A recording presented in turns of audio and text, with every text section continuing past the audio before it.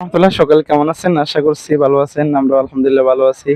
আমরা আসছি আজকে হাতিয়ার পর্যটক কেন্দ্র কমলার দিঘিতে। অনেক সুন্দর জায়গা এবং দেখতে খুবই সুন্দর লাগতেছে। জায়গাটা খুবই সুন্দর।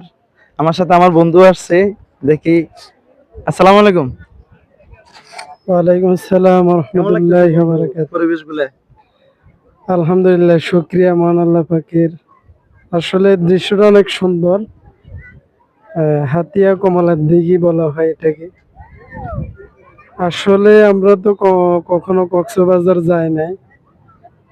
তবে এখানে এসে কক্সবাজারের দৃশ্যগুলো অনেকটাই উপভোগ করা যায় এই আর কি। আসলে ঘোরাঘুরি করা এটা একটা মনের শান্তি।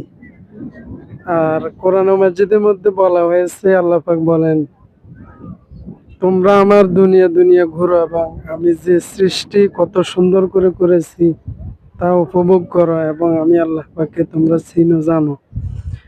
ওই হিসাবে ঘোরা এটা প্রত্যেকের উচিত, এটাই প্রত্যাশা।